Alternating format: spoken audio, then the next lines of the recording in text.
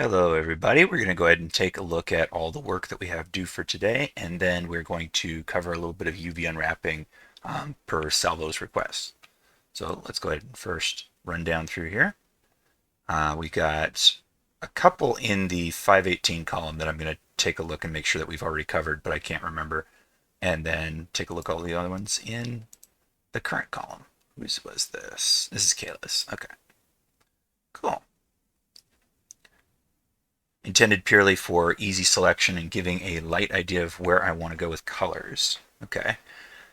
These colors and hues will absolutely change. I was just experimenting, messing around with as I was flattening. I do intend to push it into more solid color scheme. Okay. So, colorizing this in order to get a color scheme going. Generally seems pretty good. Just trying to take a detailed look. Yeah, I mean, generally, I don't see anything wrong with this. I think what I typically do if I've got a really complex scene with lots of stuff in it is I will just pick whatever local color I think is appropriate for those objects and then run a color layer above that with a sort of unifying color that I turn very low in opacity so that they appear to be made sort of similar in terms of tone. What you could do is pick colors which are either muted or pop, depending on the focal level. And it seems like maybe you did it with the dragon, because I think the dragon is the most saturated color that I can spot. Yeah, the green a little bit as well. So then the least saturated colors would be like, well, we've got gray out in the back here, but also this muted kind of, mauve red is pretty toned down so that we don't stare into the foreground. Some of the things on the back shelf are a little bit contrasted, but not very much. So you might already have that idea and are applying it here. And then also grouping tones together can give a feeling of unity. So if all the books, for instance, were in tones of reddish orange, then that would give it a sense of unity. You've got the occasional green one out here. I don't think there's anything wrong with that necessarily. It would be interesting to see how throughout rendering process it might change. We might get a better sense of layers, foreground, middle ground, and background once you're doing some lighting in the scene, or not. I'm not sure. It depends on what you choose to do. But yeah, I mean, this seems pretty decent. Good way to start, regardless. Very cool. Okay, Jimmy says he's uploading something. I gotcha. All right, very good. Thank you. Let's keep on going down. So we have from Salvo, I think we already looked at this, but let me just make sure. Yeah, the garage. Okay, so we did already see the garage. Just wanted to make sure. And then from Miguel, this was the hair one, wasn't it? I don't see Miguel in the chat, so let's just take a quick peek. Yeah, the hair card. Okay. All right, so going down to Eric's. Oh, yes. Okay, so is Eric here? Eric is not here. I think I already sent him a note on this, but he was saying he was having a tough time getting this to be a WebGL playable in browser. I downloaded this, tried to play it, and it didn't work. It gave me a fatal error. So yeah, I wasn't able to play this. I already sent him a note. Hopefully you can figure out what's going on there. But yeah, I'm not sure. By the way, just on a side note, I've done grading up to the current week. So if you've turned in something in, I've either given it a grade or given you a note as to why I didn't give it a grade because maybe something didn't work. And I believe that Eric is the person who's turned in the most projects. So there you go. Congratulations. Let's see. Down to Matt. We have an update this week. Yeah, just some of the stuff we're talking about, but I'm still having issues with the UI scaling, even though Really? I did do some anchoring stuff. So Okay. Is it doing different stuff or is it the same kind of problem? same exact shit now, but Huh. the fact that I've anchored it now that they're in slightly different positions. Well, that sucks that it didn't help though. You'll see. Okay. Okay. All right. So the first thing that I'm having issues with is your the UI, because I'm playing it right along with you on itch right now. Uh-huh. The the UI's gone, so if you press tab right now, it'll come back, and then there you Oh, go. huh. That's the first thing I noticed. And then another thing is that um, when if you go ahead and click right trigger to zoom in all the way and hold it, Hmm. then press tab, and then just release everything and press tab again, you'll notice that the camera's still zoomed. And if you do zooming, And then it yeah. resets. Yeah. So there's another issue I'm seeing right along with you. But I went ahead and just added this beach area to give the level more, because I Huh. wanted to do level design, right? I wanted to expand on that, but I don't have the assets, so I just did with what I have. Okay. It's still the same game. I was just trying to fix the UI, and you were telling me about canvas rendering Yeah. last time, Yeah. and so I went ahead and put the lower pixelation of the canvas rendering. So that's what Yeah. you're seeing. That's why it looks kind of like 480 quality right now. Yeah, I was wondering about that. It's kind of neat. Yeah, and so I liked that. Hmm. Um, and I went ahead and put the water back, removed the old water, put the new water in. Okay. And that's really, I did like a small change log, but other than that, I thought really, this is what's going on. I like this guy. Yeah, I can't find free animals. I Really? don't know where to get. Uh, yeah, Sketchfab, you might be able to find some. I mean, they're not necessarily going to be rigged. Do you need them exactly, to move? exactly. Oh, well, yeah. You probably won't find free animals. I mean, that's a lot to ask because there's so many different skills that go into making something like that. Typically, someone who does it is going to charge, or they're just going to do one. Like I've seen maybe occasionally a free dog or horse, maybe a bird, but not like a whole set of them. Yeah, like the reason I went and looked for animals in the first place, because my original enemy, like the reason I did water, I wanted it to be a shark. Oh yeah, There's a free shark in the asset store for Unity, yeah. but it's for a later version of Unity that I'm not using right now, so can't import it. I want to say I've seen models, but not animated models before. I can rig if it has a body, or I mean, I can animate if it has a body. Like I know how to do that. Yeah, I think I've considered it occasionally, like just doing some default like forest animals for a pack or something, but it's a lot of work to make them nice, especially. Okay, cool. So you got a lot of progress and a lot of weird things kind of still happening. I wonder if the canvas scaling is affecting the UI. I don't know, but kind The of thing that's strange. frustrating to me is it looks perfect, perfect, like absolutely how I want it to be in the Unity editor window when it's in full screen of gameplay, when it's in, Yeah, but when I bring it to itch, it just looks like this. yeah.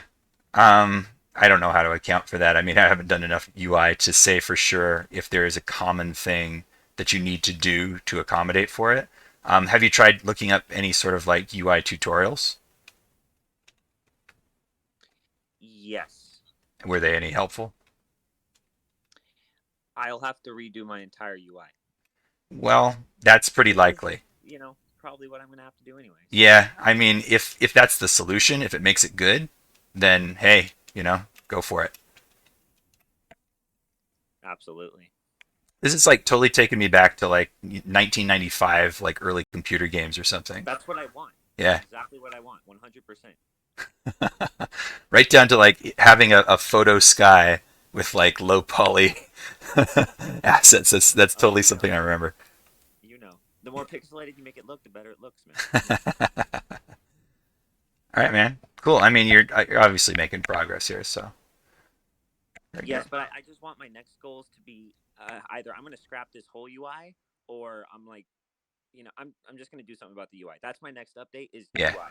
I would All say the all the shit within the level, I don't care. Like UI is what I'm yeah. going on now. I would say find a tutorial that the output looks really good for, and then try to do what it says maybe in a different project or something.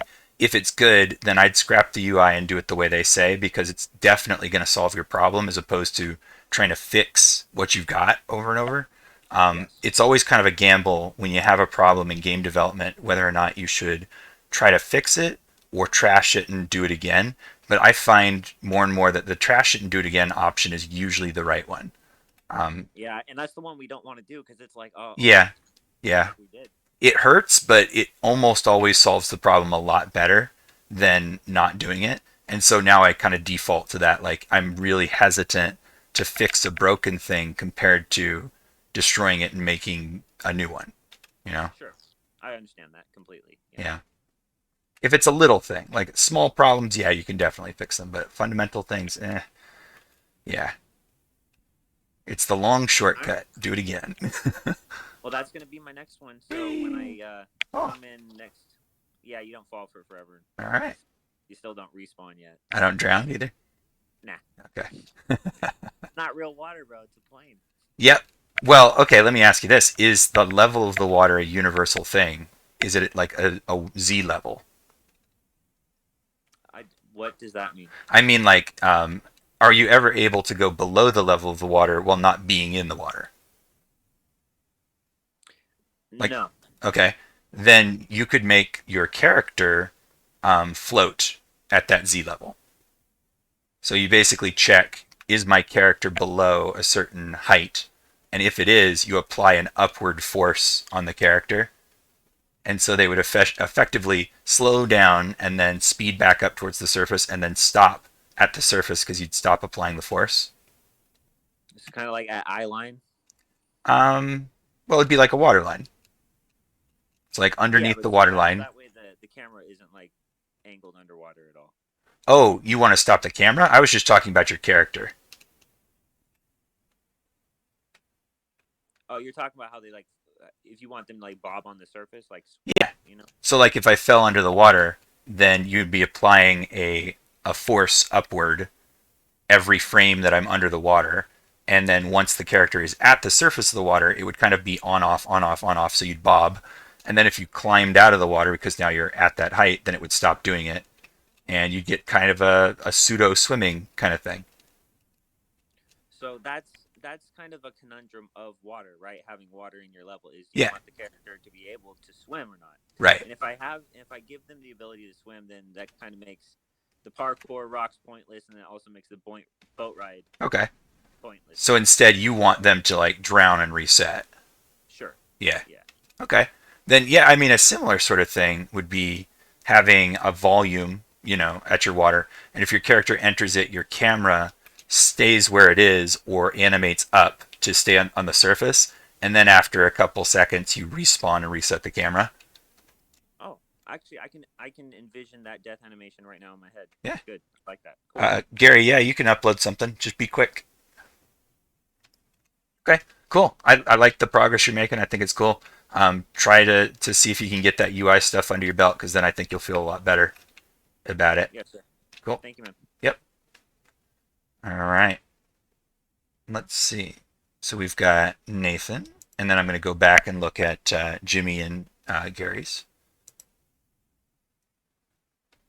Messing with noise, texture, and procedural volume shaders. So here's a smooth, a cloud rendered, and a fiber texture, I think. Okay. So how is this applied? Cool. Those are kind of cool. Yeah, I wanted the trail for the fire to be a lot bigger, but I just didn't know how to do it. How many particle systems are in the yellow alone? Uh, four. It's Four. like Okay. red and yellow. And that one of them is shooting the particles out. Not two of them is. Two of them are shooting the particles out. Okay. Yeah. If you're gonna make them bigger, do you just want them to start bigger, or do you want them to expand over time?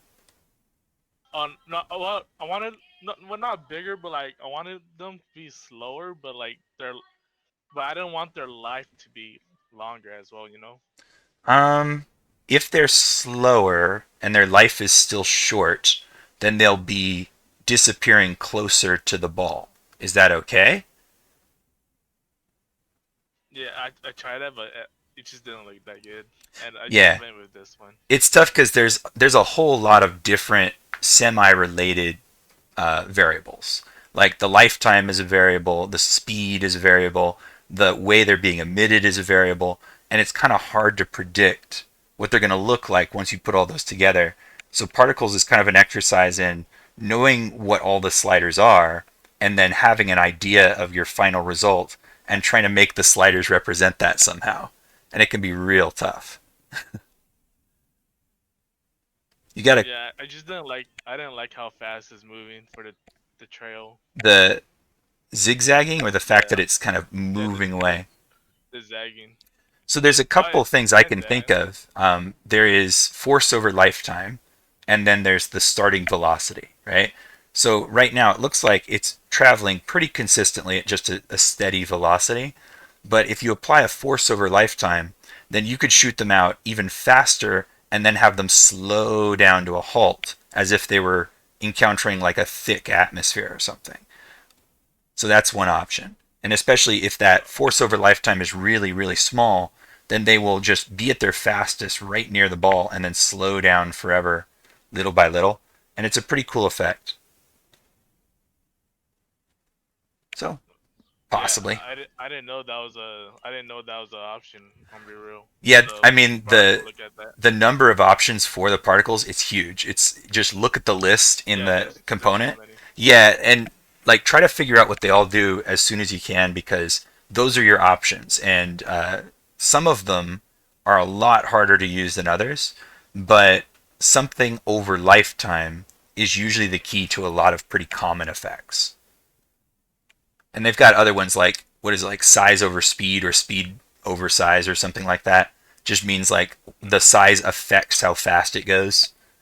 So you can say big things move slow or big things move fast or something. Yeah, lots of stuff. Cool. What about the blue one over here? Is it kind of supposed to look frosty?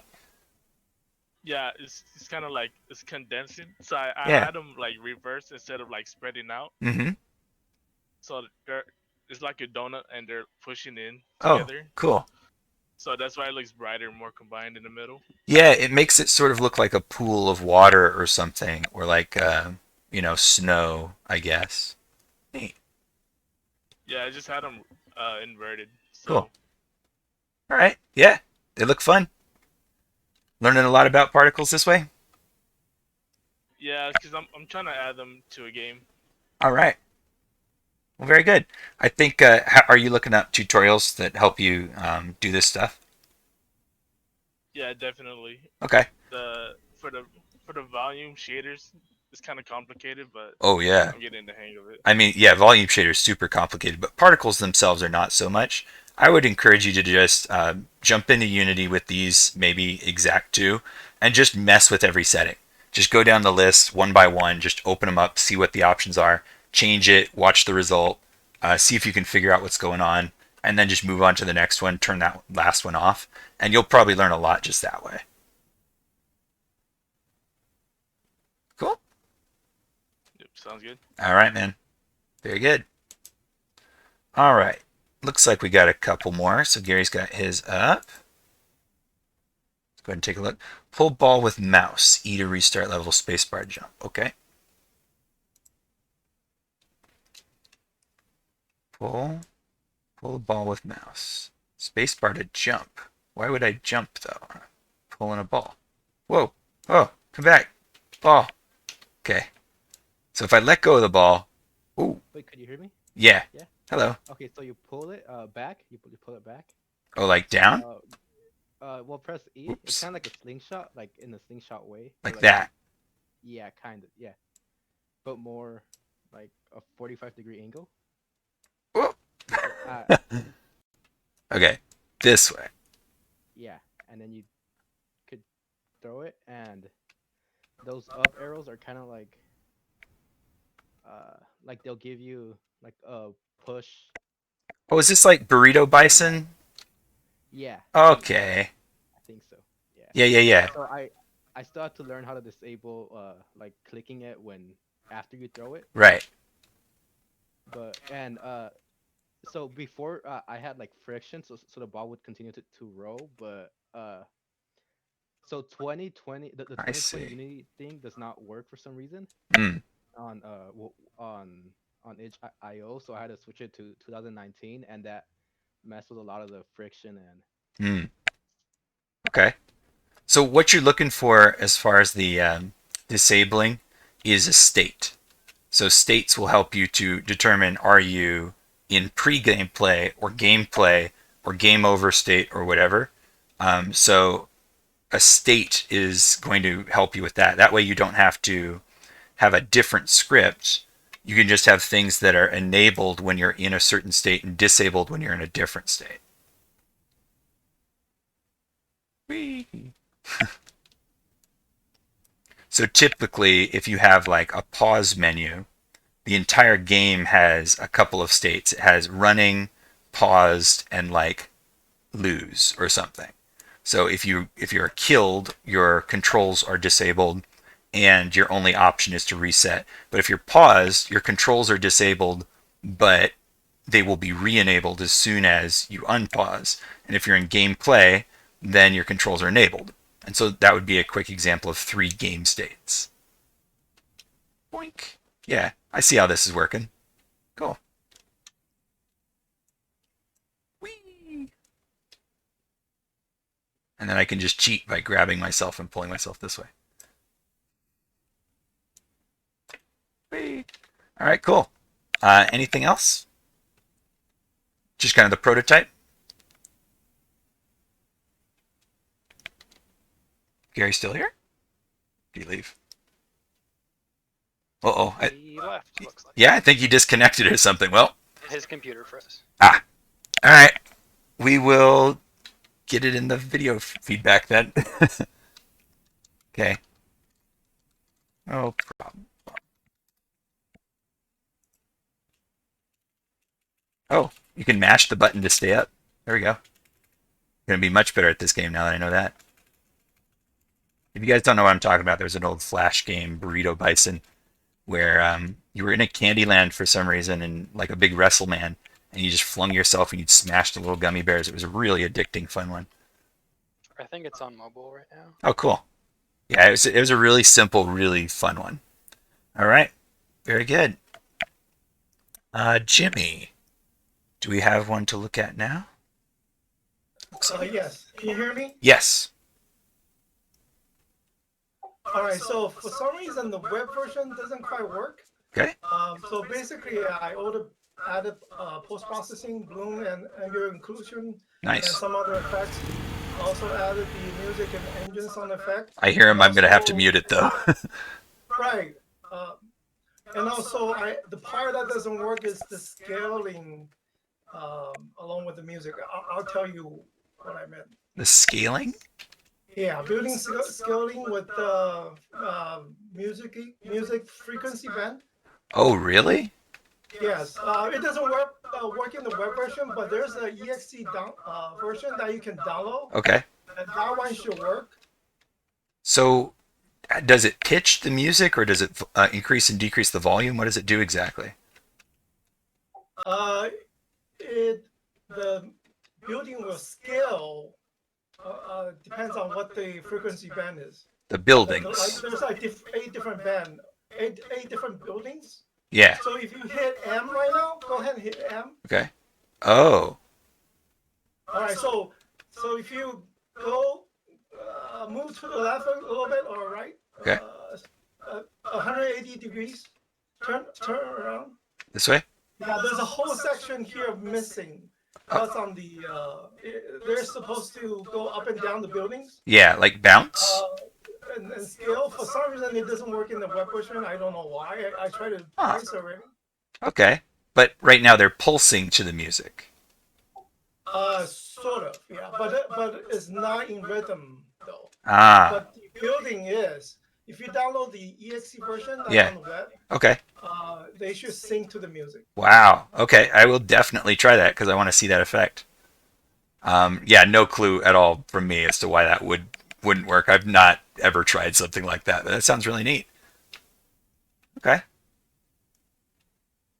Cool. And then overall, just kind of like fancy special effects to make it look really pretty. Up, I crashed into a taxi. There I go. Uh-oh. Correct. Yeah. I'm trying to like, apparently, so Control, WASD, is some sort of keyboard shortcut in Chrome.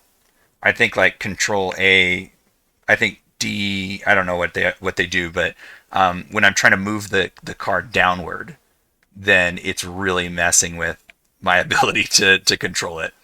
I see. How about, does C do anything? No? If you made downward travel the letter C, then that would help. It should be S, right? S? S is backwards. Oh, you're talking about control. Yeah. Option. I'm talking about down, like towards the earth. Whereas like space is the opposite. Right. So right now, if I'm driving the car and I hit Control, it starts doing keyboard shortcuts in Chrome. I see. Yeah, so you might want to remove that one and make it a different keyboard key. I mean, Okay. we're not using the mouse at all, right? You could have left and right mouse for up and down. Actually, I was thinking to implement mouse flying. So instead of using the cursor to fly, Ah, you use the mouse to fly. okay. All right. Very cool. I think maybe the bloom with the day-night cycle, you'd have to turn it down in the day because things just turn white in the day. At night, it looks pretty good though. Yes, yeah, that's something I need to work on. Yeah, I don't know if there's a way to hook in the amount of post-processing when the day-night cycle is in at certain states, but here at nighttime, it looks fantastic. And then at the day, everything's so blown out that I can't see. So I would cycle that as well. Yeah, there is a way to do it. It's just that I need to figure out how to transition from one to the other one smoothly. Is it not just possible to change the value programmatically because it's an object in your project?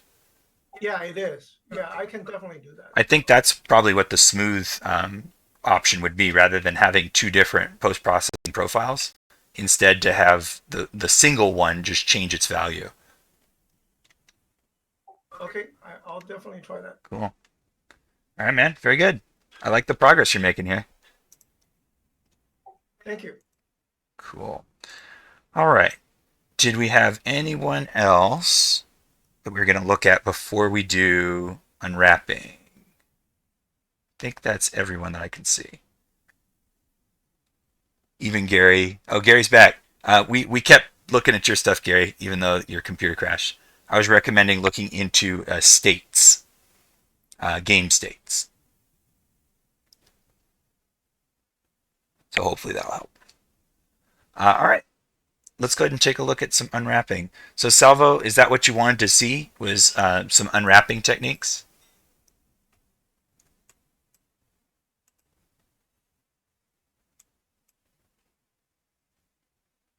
Yes, yes it is. Okay, cool. Because we were talking about something else before, but when you were messaging me, I think that sounded like the thing that you wanted to find out about. So I've got this file. I've used these assets quite a few times. They came from a free source on Sketchfab, and they're just a bunch of random objects. Originally, they were made for Blender, and they had no UVs and no texture, and they're even a little bit odd because if you take things from Blender, let me just grab on the side of this boat, then sometimes they're not completely merged together, like the vertices fly apart randomly. It's kind of strange, but there's an easy solution for that. You just grab all the vertices and merge them together. And so I've got this treasure chest set aside because it's complicated enough that I could use it as an example of how to unwrap something that's got a lot of stuff going on. But Salvo, if you want me to do one of these other objects, then I can do that instead. We've got some castle pieces, a little bridge, some trees, boat, some rocks and mushrooms, grass. Any preference, or is it cool to do the treasure chest? We got a door over there.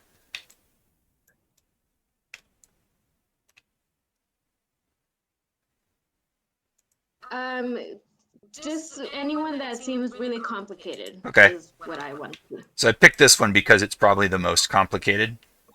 where we've got this treasure chest with metal bands, wood, lots of wood slabs all over the place. Some of them are end pieces, some of them are side, a lock, a bunch of coins, and a pile of coins. And so all of that together makes it fairly complex.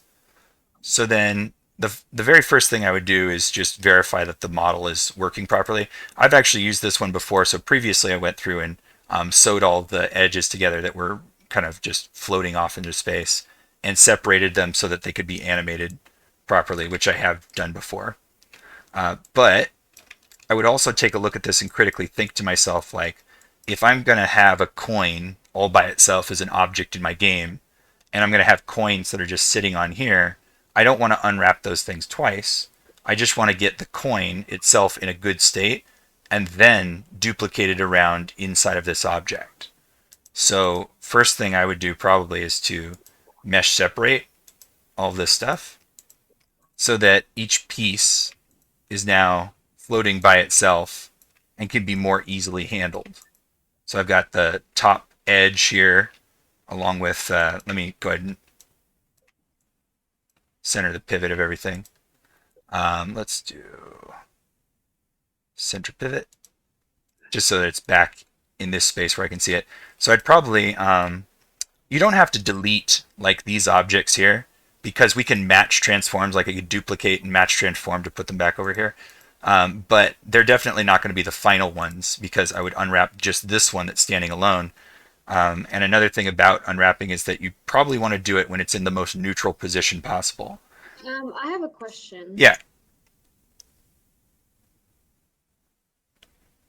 Okay, so I'm trying to see how this would help me out with my garage one. Mhm. Or it's similar to my gun project that I did before. Yeah. So should I like mesh everything together beforehand and then unwrap them? No. Or should I do everything through UV, put the materials together, and then unwrap them after? Well, I can maybe answer that by talking about how I'm thinking about this, where we've got different planks of wood, right, like across the lid. I could unwrap this entire object with all of these separate end pieces and texture them all separately, but I don't have to do that. Instead, I could unwrap one plank and duplicate that texture on all these surfaces, and the same thing with the end caps. I could unwrap an end cap and I could duplicate it so that I use that same texture over and over. Those two different approaches have two different sets of advantages. And so in your projects, you got to be thinking, do I want to texture things separately, do more unwrapping work potentially and more texturing work, or do I want to overlap that stuff repeatedly? In fact, let me think real quick. I can bring up an example that I saw the other week on ArtStation, where this guy had an environment that was set up really cleverly. Let me go find it. It was this one. So this whole house, right?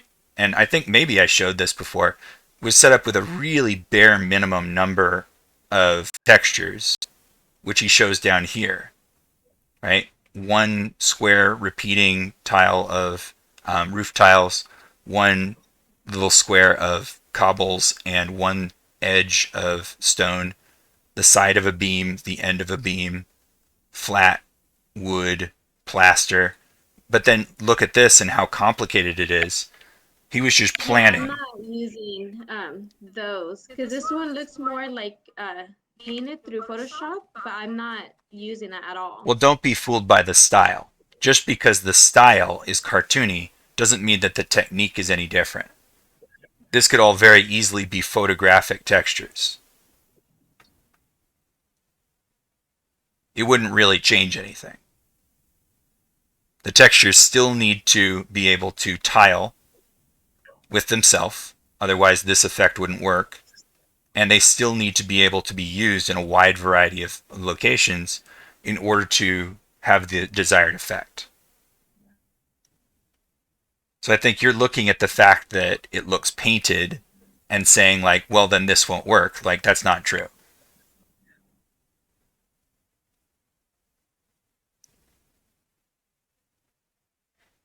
Okay, I guess. I mean, is that the reason why you're thinking like this won't be a good example for you either?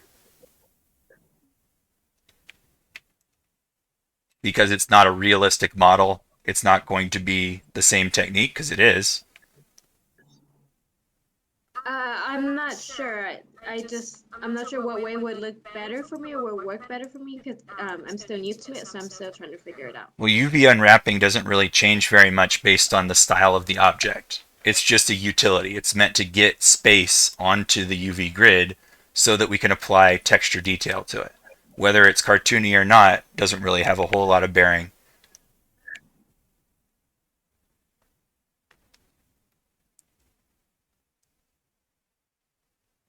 Okay. So, I mean, I don't want to proceed with this if it's not going to be helpful. Like, is this going to be helpful, or do you need to see this on a more realistic model in order to understand how to unwrap it?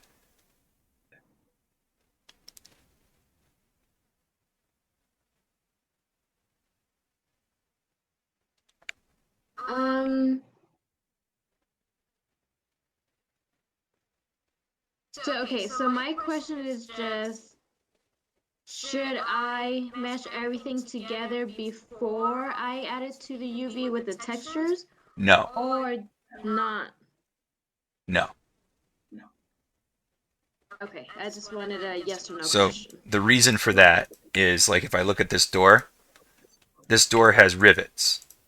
Should I have this entire object as one big singular mesh that I try to unwrap when I've got all of these rivets that are exactly the same?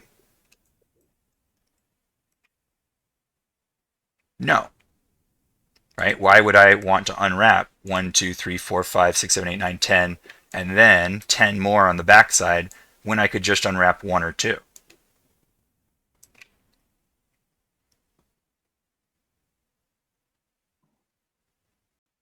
that make sense?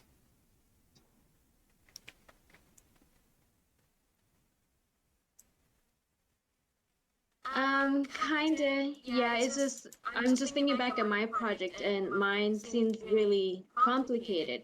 I do understand the point of unwrapping just one or two, but I'm trying to see how I can do it in my garage room that's Well, really dark, and how to, if I should just unmesh everything before or after, or if I should just do it before in UV and then add the textures after I input the objects. to be to Because be that seems a honest, bit easier. to be honest, your garage is not that complicated. It's a flat ground and it's columns, and then there are some lights on the ceiling. It's not really that different. In this case, your columns that support the ceiling would be like these rivets. There's a lot of them, and they're not very different. If you want to have different things written on the columns, then you unwrap one and then duplicate it once it's unwrapped so that you can texture it two different ways. It's not really that different. Okay, I guess I just have to play with it on my own. If that's what you want to do. If this is not going to be helpful, I mean, I don't want to force you to sit through this. Yeah. Oh. Just yeah, I'd say just go ahead and finish your explanation just so I can see how it would end, and then that way I can have a better idea of what to do on my own. Okay. So typically, whatever your object is, if it's complex or if it's simple, I'm going to break it down into its constituent components, and then I'm going to think about which parts of this do I really want to unwrap in texture, and which parts of this do I want to leave as separate pieces. So for instance, I've got two metal bands. Do I need two metal bands? In essence, do I want to just delete that one and unwrap this one and put it over on the left or not? If we're going to have details on the left, say damage or rust or something like that, that's completely different from the one on the right, then I need to keep both of them and unwrap them. If we're not going to do that and they're just going to be the same kind of texture, then I don't need to do twice as much work. Then I need to just get rid of this one, keep that one. Same thing's going to be true for the rivets. I'm going to think, how many rivets do I really need to have that are unique on this model? If I have only one texture for rivets, then they're going to look very repeated and artificial. But on a small object, that's not really a big deal. if we're going to look up close on it, I at least want 2 different variants, maybe 3, maybe 4. It would be very easy to have 4 different variants of rivets, and then we've got enough that it's going to be fine. We're never going to see a problem. Other problems arise if you're going to bake in like occlusion passes on your model. If you're going to do that, then everything has got to be separate. Everything's got to be unique. Okay? Regardless of what we decide, the process of getting this onto the UV page is the same. Okay? Very first thing I would do, let's just treat everything as something we want to unwrap just for a moment, except for the coins, because that is definitely not what I would do. Just going to deselect those. Very first thing I would do is get one clean projection of everything so that it is solid and I can decide how it's chopped up. For that, I'm going to go for UV planar projection. And it doesn't even matter what direction I choose because I'm immediately going to chop up all the seams and then relax it once it's over in the UV editor. So Z is fine there. So what we get is just this cross section of everything. The reason I did that is because now it provides me a solid shell for each one of these pieces. So I can determine how this is chopped up.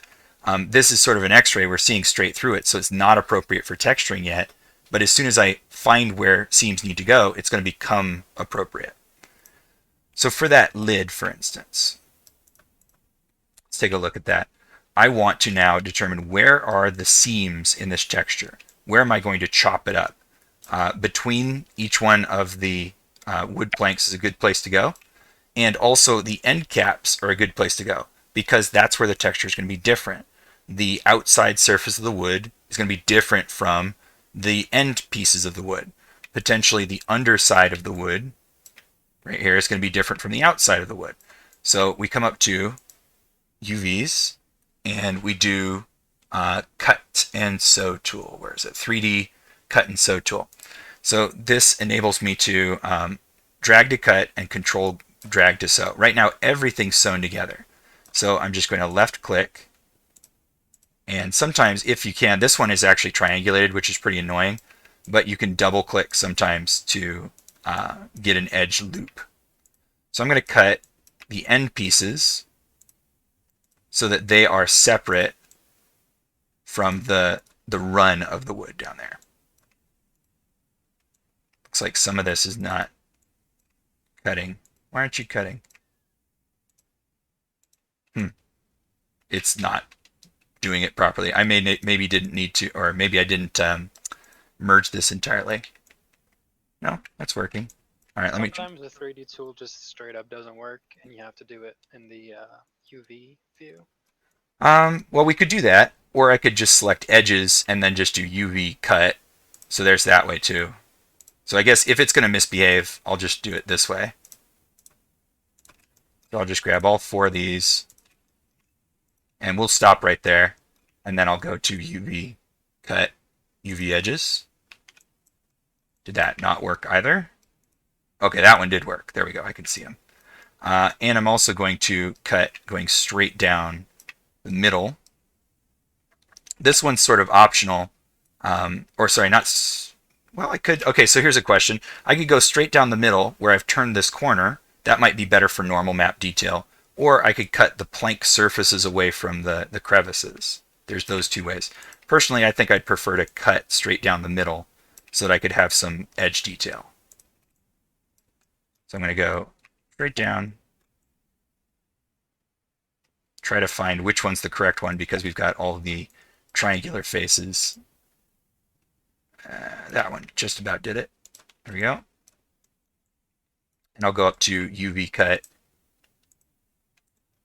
And then I'm just going to check the bottom side here.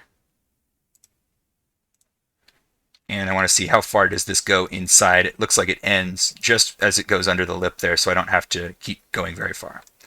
So I'm going to cut that one off. I'm going to cut this one off, and I'll stop. And we'll take a look at it in the UV editor, because it's not really going to look any different yet.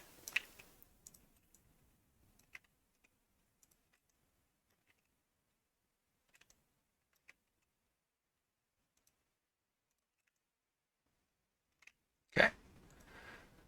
Cut those. And I believe that's it for this one. Okay, so far so good. Oh, I didn't cut this edge. Also didn't do the end caps on the other side, so might as well do that. You can see the detail slightly different here on this part, and so that would probably need to be treated separately, or I would have to be clever about where the detail was going to go. But we'll just stop right there. All right, so I did all those cuts. Why? Why did I do all those cuts? Because before, this was one solid shell. Okay? Now, it's several shells. So if I grab the biggest one and drag it away, we've got all these other ones, and they're not really in very good orientations. They're kind of all over the place. But it doesn't really matter, because all I'm going to do is relax them. So I'm going to grab all of these shells that are left behind once I move the rest of this out of the way. And we've got unfold. So let's try unfold to see what happens. And some of them are pretty small. Let's make sure I got all of them. I typically will have the 3D view visible, because as you select these, they will become highlighted. So it looks like I've got end faces, and here's the long running edges. It looks like they didn't cut. So maybe I missed something. Let's try edge mode. I'm going to take a look to see if they didn't separate for some reason. Ah, okay. Right here. And right here.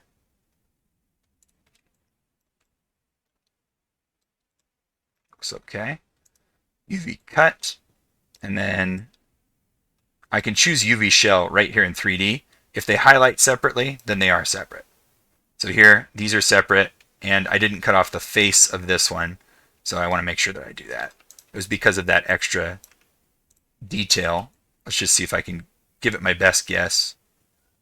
I'll just go right through here. Not there. Even though it's a weird shape, that'll be fine. Okay.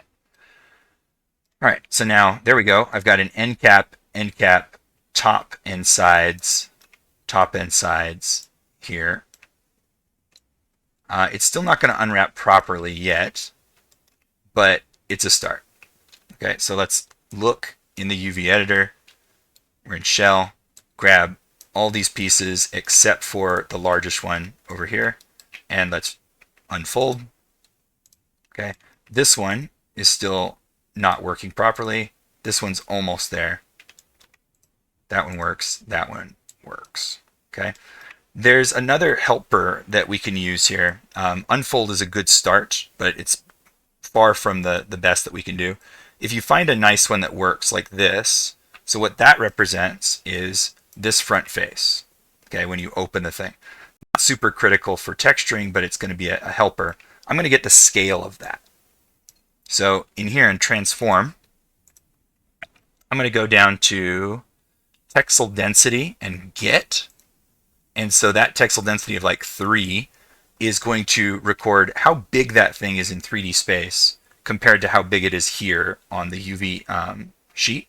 And then I'm going to grab all the rest of these and say set. So now all of these are at an appropriately scaled, appropriate size to each other. So this plank kind of matches how big that is, and the end caps will now kind of match.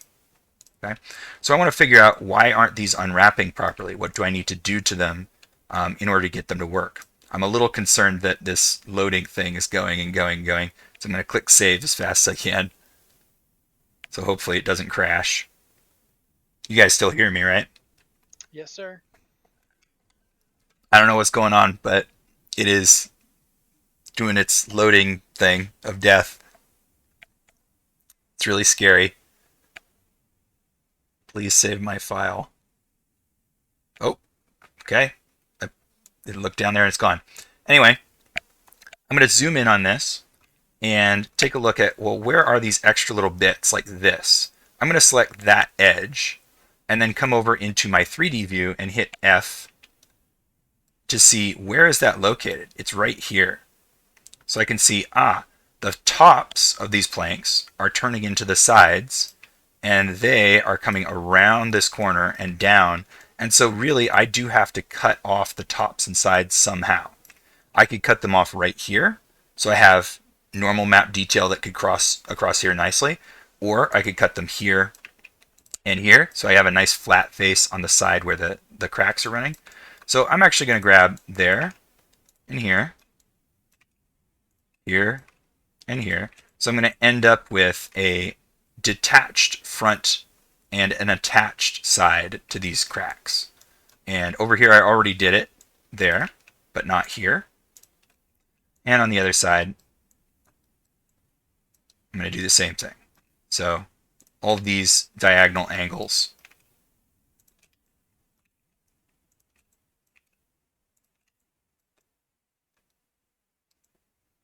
Okay. And then cut. And I want to just take a look and see if I got all the right ones. Okay, I missed one. Right here. Let's check. Going down the middle. I think I got all of them. All right, so let's go find out. So back in our UV editor, I'm going to choose shell again. Grab everything, deselect that one just so that I have all the other bits that I cut off that were not selected before. We're going to set the size. Oh, that's what it didn't like. Really didn't like that for some reason. All right, let's unfold them first then. Where did my... There we go. Unfold. Okay, I'm going to move this one away. These ones are probably the ones that are... Well, I think they're probably sized appropriately. Let's get texel density. Set it for just these two. Okay, there we go. That one grew back to the right size. Looks like I've got some little bits that are kind of floating away. But now I've got some nice big straight-ish, for this model anyway, wood surfaces, including like this one down here.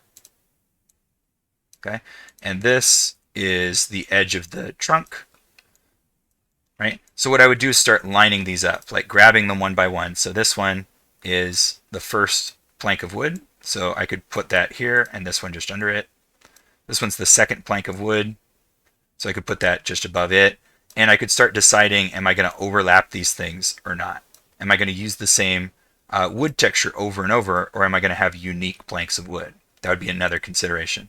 I also want to keep track of what is the edge of this plank and what is the face of this plank. So if I look in my 3D view, when I highlight certain edges or faces, like right here, that's a part of the face, but it looks like there's kind of a bevel on it. Down here, you can see that's the last edge before it turns into the crack in between. So this part down here is far less important than this surface up here. And this one has a more unique shape because it's got more detail. So really, I think these are modeled uniquely enough that they kind of need to be treated more uniquely. But now I've got them in a situation where I could texture them more easily. I could apply textures to them and see how they apply across the model. For that, easy test to do is just click the checker box here. I like to turn down, I click that and turn it down a little bit. Oh, there we go. So that it's not so glaring. But now I can start looking at these surfaces to see if there's any distortion. There shouldn't be, because all I did was unfold. But if there were distortion, then I could grab the UV island and come down to this unfold section, and I could click Optimize. So Optimize will attempt to reduce all distortion if possible. Sometimes that's the best case. I mean, if you want it to be easy unwrapping, then yeah, just unfold and optimize and don't do anything else. But if you've got a specific use, you can straighten them yourself. Yeah, I don't think that this part would work on my project. I bet you it would. The error project, the error parts, to unfold it, it wouldn't work. I bet it would, because it works on everything.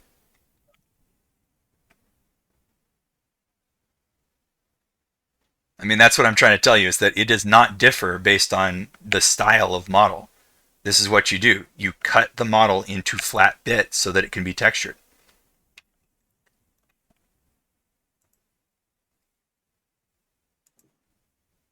But I did ask for you to like just hand me your model. I'll unwrap it in front of you so that you can see a practical demonstration.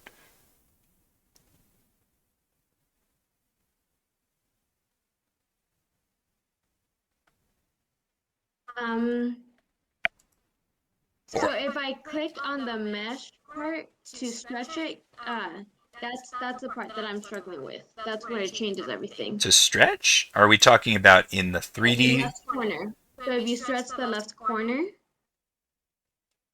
on UV. Oh, you mean all these other islands out here?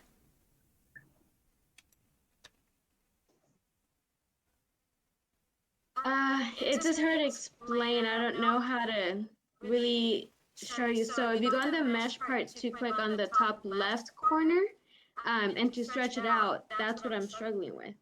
No, go lower. Like one of these And buttons? Yeah. So more to the left, the side button. This one? Yeah, click right there. Yes, yes. What is this button? It is wireframe display UV shells in wireframe or with no shading. Oh, just move the mouse just once to the right. Shaded, Again? shade UVs, okay. UV distortion, That one. That one. okay. The one that shows whether or not it is too tall or too short. Like how it turns red when I squeeze or Right. down like this, or if it turns blue. That's what you're talking about? So when I try to stretch it out in mesh, it doesn't let me stretch it out. Are you in UV shell mode?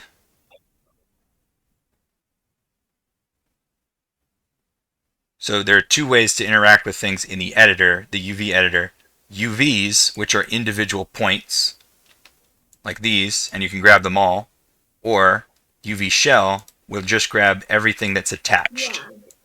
So if you move the item lower, if you move it down.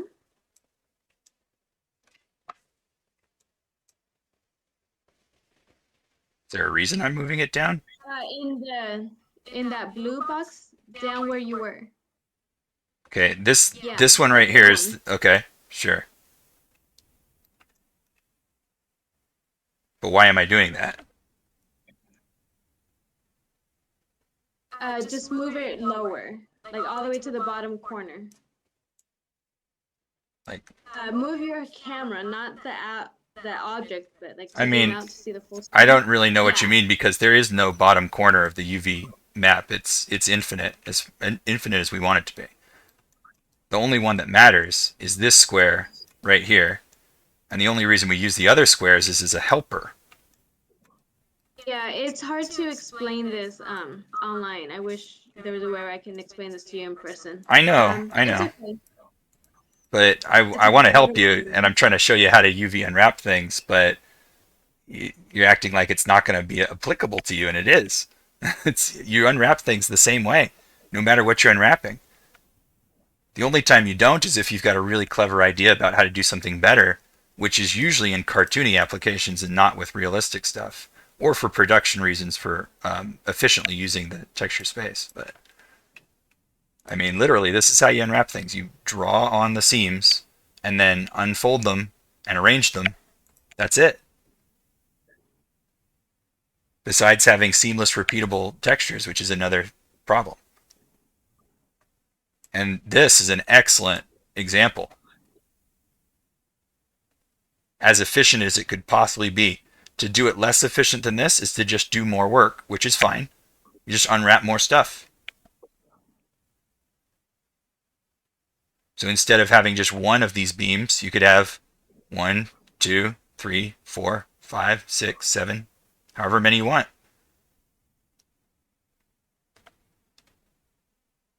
So yeah, I'm not really sure how to help you.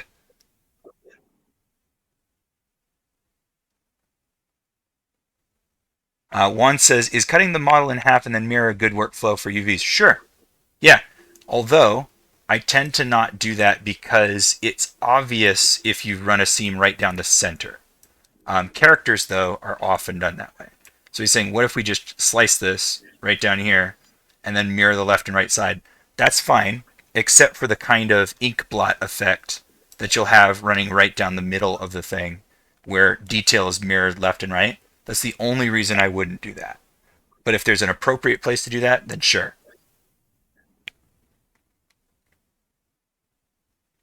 So like most characters, it's a good idea because their left and right should look the same. But like the coin, it's a bad idea because the detail is going to be on the coin face. So what we do there is we separate the faces from the edges.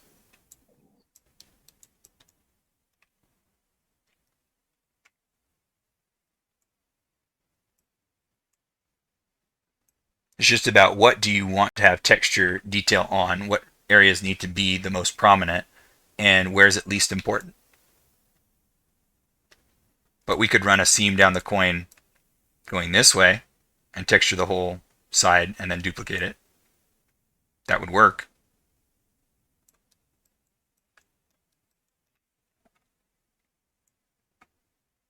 Yep. Well, sorry, Salvo. Sorry I couldn't help you. I don't know what you need to see though. There are a lot of excellent tutorials though. I mean, you can definitely find some good ones for unwrapping any sort of thing, from highly organic and specific to cartoony in general to environment.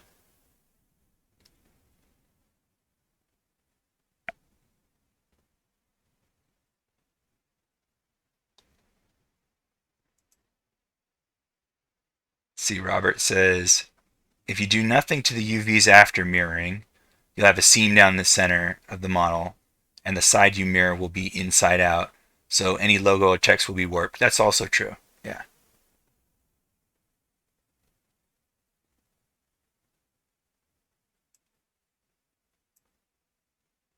You can unwrap with symmetry on though, which is basically the same as doing it and then cutting half of it and then mirroring. You know, I never even thought of doing that. Unwrapping with symmetry. Yeah, that's a good point. If your model is symmetrical, go ahead. Yeah. I mean, I guess whenever I've done characters, it's just been a case of like cut out the arms and split the thing down in half. So I've never even really considered doing it, but yeah, it's a good workflow. Worth noting, if you have symmetry turned on, when you move to the UV editor view, if you do anything in there, it's going to take that space as the space you're mirroring over. Yeah. So you have to turn off symmetry while you're in there. Yeah. So Salvo says, what about materials? My project has too many overlapping, which you can't see the UV. So when you have more than one textured object, you shouldn't be viewing them both on the UV page at the same time, because there's no point to that. Unless what you're trying to do is add them to the same material. So for instance, if I just grab this tree, and I UV planar unwrap it from the top. So let's do the y-axis. Boom. There it is. And then I grab this and I unwrap it from the top also. Like that. And then I try to view both of them at the same time. Let's turn off the... Then I see this and it's a big mess. But those two things aren't meant to be viewed together, right? One is going to have wood and stone texture. The other is going to have bark and leaf texture. Now, if similar to this, I'm going to have a space on my UV page for bark and a space for leaves and a space for stone and a space for wood, then that's fine. I need to plan that out. And that would be a reason that I might use this larger grid at first, but then I would shrink it back down so that it fit into its proper zone so that I could have them both visible at the same time. The only reason I'm using planar style Salvo is to get a quick example. It's not a good way to unwrap things. It's just a quick example.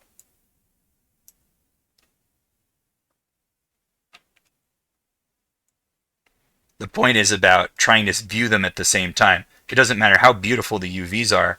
If you've got two different things selected with two different sets of textures, and you're trying to look at them both at the same time, it's going to look like, a jumbled mess.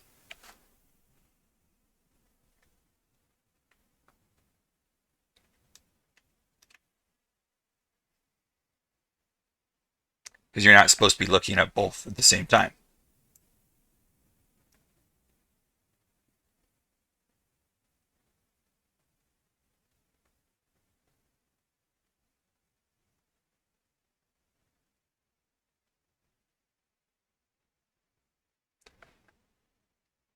Yeah, a hose is complicated because it has lots of bends and twists. There's a way to do it. Let's make a hose. For like ropes and hoses and cables and stuff, Yeah. what I tend to do, Yeah. obviously other people can do it differently. Mhm. I just make a cylinder and then I unwrap it so that it fills up the entire 1x1 space. Yeah. And then I just duplicate that all over like the length of the hose. Yeah. Using a curve. Yeah. To duplicate it along that. Yeah. Then you just have a tileable texture for it. Sure. It saves space. It's less of a pain in the head to work with. Yeah. And with a rope or cable, you're not going to have such fine detail that you need it to be more than that. Yeah. I mean, that will work just fine, even with nice, nice photographic texture detail. I mean, there would be a little bit of distortion, but it's almost like, what's the big deal, Let's do, what do I do? Multi-select. They're meant to be seen from a distance. Yeah. So. Yeah. Let's see, we want to wedge like that. Then extrude it some more. Whee! We've got a flat face on the bottom now, but whatever. Do multi. Let's go. Let's make it a nightmare. We'll go this way. And extrude. Like that. So you're saying unwrap something like that, Salvo?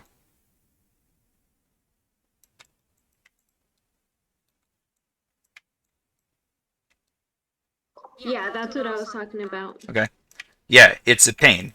It's a big pain, but we can think about it and we can do a better job if we plan a little bit. Let me get the thing actually looking correct. Pardon that one. Did I do something wrong on this part? Let's see. Just checking it. That looks fine. I think I just didn't soften the right edge. Oof. Gross. Okay.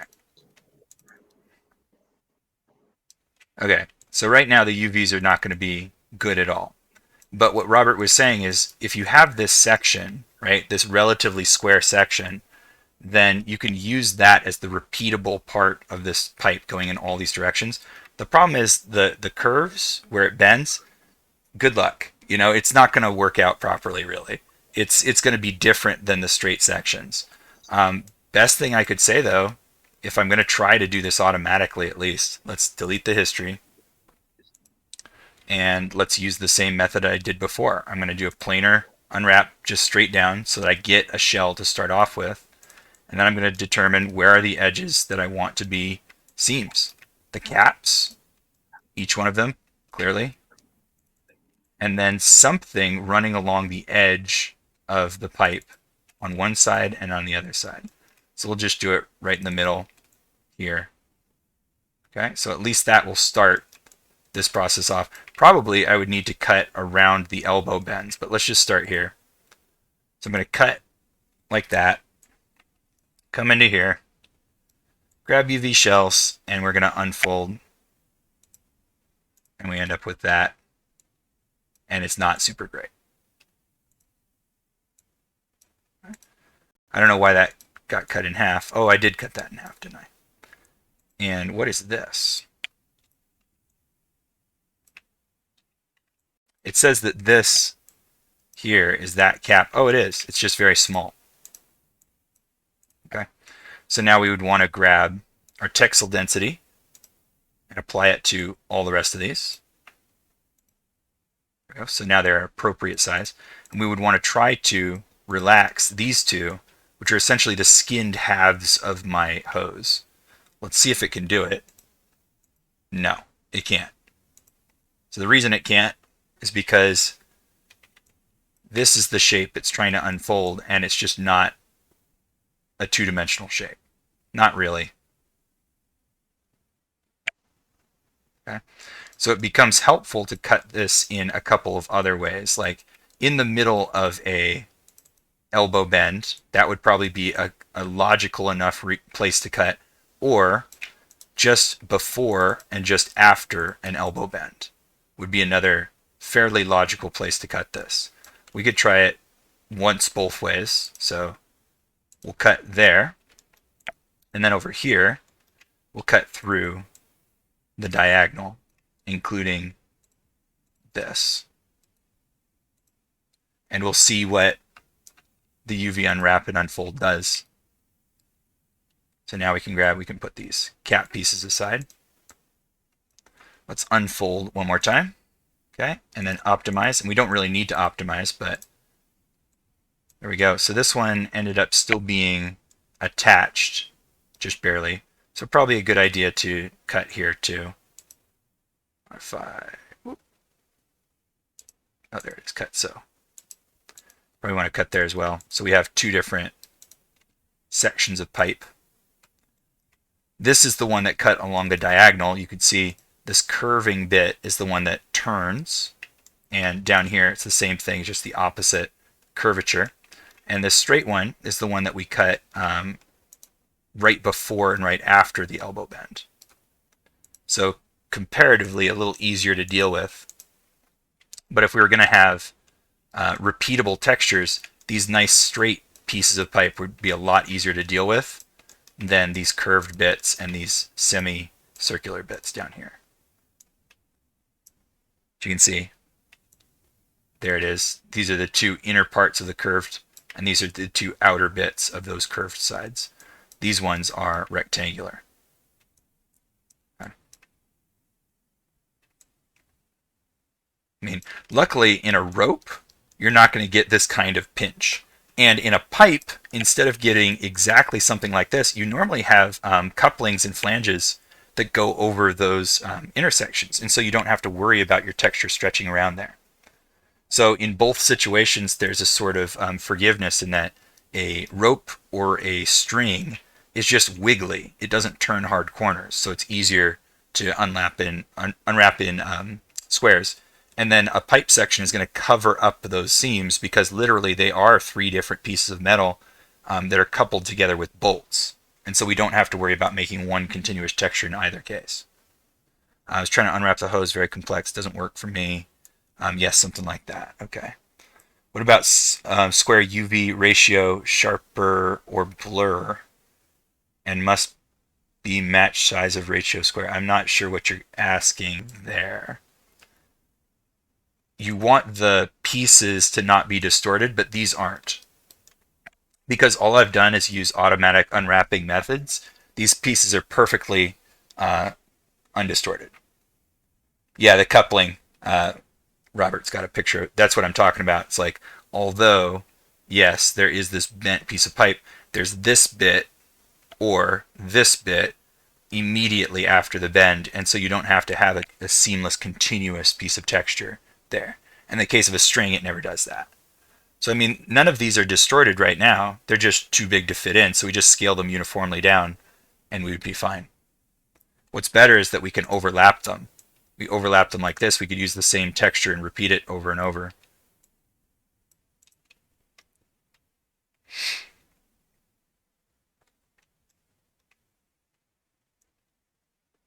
So if I apply the... why isn't it visible? Oh, it's because of this. There we go. So applying the checkerboard over the top of this, you can see that it's not really deforming at all. Checkerboard is nice and square.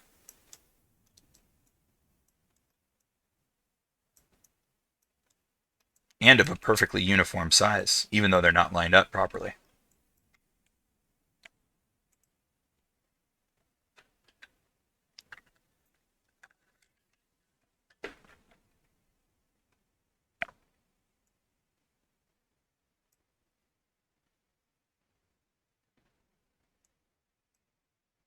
Can you give tips in making a clean UV layout? It depends on what you want. If all we want is for these pieces to fit in the layout, well, there's a section for that. Align and layout. Or sorry, arrange and layout. It's right here. we could gather shells all together. So what it's done is just gathered them all in the appropriate space. We could orient shells. That's going to snap them into relatively vertical or horizontal positions. Right? I mean, there you go. Click the layout button and it'll stick them inside this square for you. If all you need is to unwrap everything and stick it into texture space somewhere, because you're going to texture them in like Substance, or you're going to do custom painting or texture work on every surface, then this is all you need to do. You don't need to do a clever layout if just an automatic one will do. The reason that we do something different than this is because I spent some time thinking about how to make this rectangular section of pipe. And here's another nearly identical rectangular section of pipe. I'd love to overlap them and share their texture details. And so I have to align them and stack them.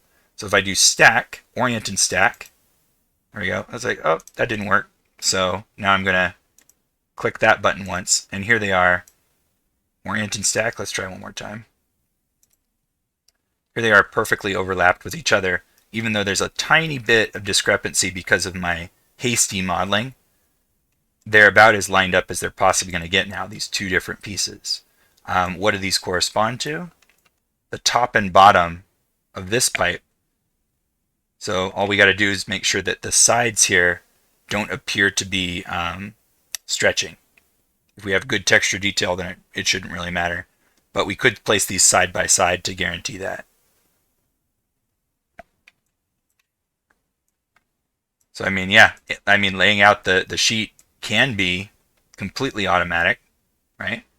Or you can take some time to think about it a little bit harder and arrange it yourself. Typically, if you're going to be doing it manually, you're doing it because you're trying to be extremely efficient and clever and do something that shares texture space. That tends to be a more fantasy or cartoony sort of thing, where more realistic things, you're not necessarily going to do that. Or if you're trying to use the trim sheet kind of idea, then maybe you will. If I put the object is too big, it means sharper. And if I put the object too small, then it means blurrier. Sort of, yeah. Whatever size texture you have on this square, you're using more of it when the object is bigger and less of it when the object is smaller. So right now, these down here would kind of appear blurrier if the texture was applied over everything because they're smaller, unless they're literally smaller in the scene. And in this case, they are literally smaller in the scene. So right now, the size of a gray and white square is the density of our texture map. And these are the same. So even though that was a smaller piece of the map, it's also a smaller piece of geometry, so it's the same. Okay, so it's not necessarily how big it is on the sheet. It's how big it is on the sheet compared to how big it is in your 3D scene. So if we did this, for instance, we grab all the caps here and we scale them large. And now we tell this to layout. It scaled them back down. I thought it was going to leave it large. But if we had these caps all being very large on that sheet, and we had all of the pipe sections being smaller, then they'd be getting less texture detail because they can't fit. We'll just do something like that, just for an example. So now if I look in the scene, this one has many more squares, so it has a greater density, a greater texel density. And this one has fewer squares, so it has less density. That means this is more likely to appear blurry, and this is more likely to appear sharp.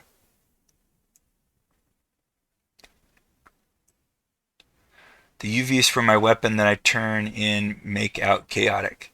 Yeah, but they were automatic, right, one? Like the UVs for that weapon were just kind of like made by cutting the edges and then automatically unwrapping and placing them in the sheet, I believe.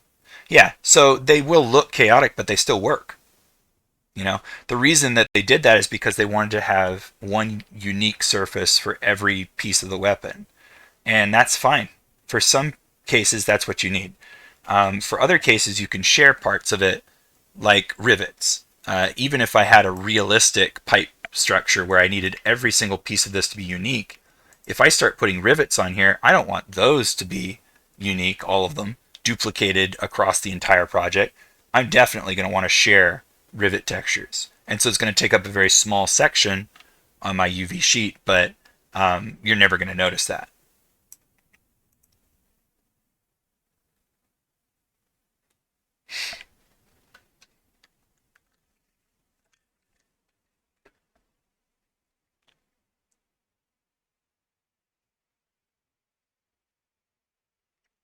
In the case of metal piping, like we're kind of using as this example, how unique really is the texture of a metal pipe going to be when you've got, 10,000 of them for a huge underground level?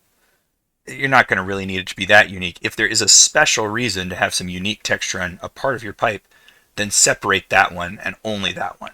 So one section of pipe burst or is corroded away from acid or something, that one's special. The rest of them need to share their texture.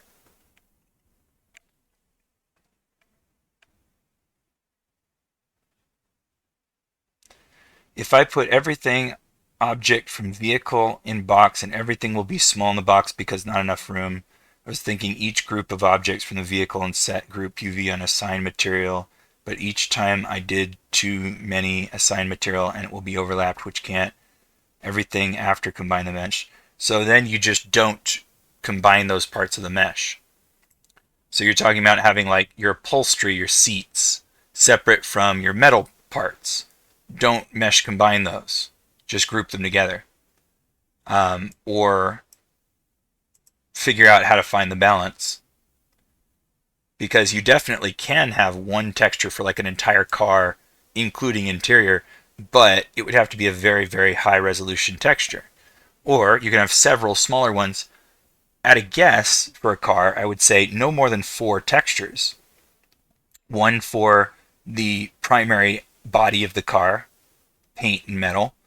One for the, I would say, upholstery and dashboard details. One maybe for tire tread and anything special on the outside of the vehicle like headlights and taillights, license plate. And honestly, I'm struggling to even think of what a 4th texture would be. That was only 3. But group similar things together, similar materials.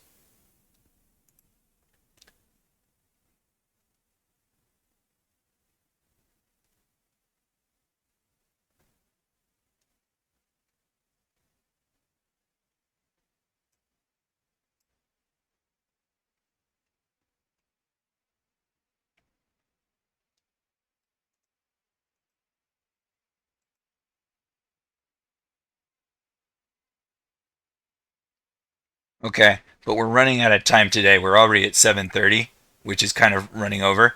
I can do this again on Monday if you like.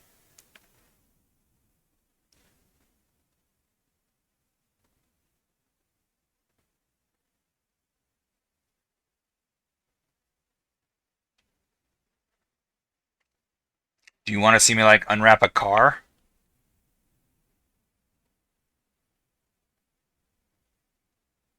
Sounds threatening. What, unwrap a car? It's not that hard. No, the way you said, do you want to see me unwrap a car? Like I'm going to destroy it. No one I want to do in person than online. Okay, well, that means that you got to wait until like August. I can try to help you now, or not.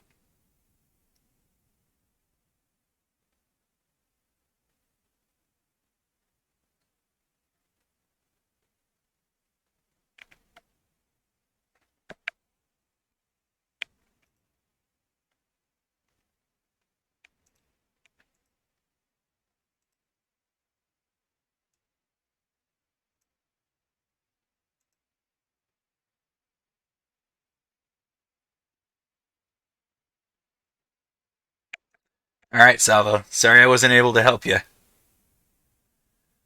Okay, everybody else, any other questions or anything? Yeah, I think fall courses are going to be in class. I don't see any reason why not. I don't quote me on that because I'm not the person who decides, but I'm pretty sure they will be.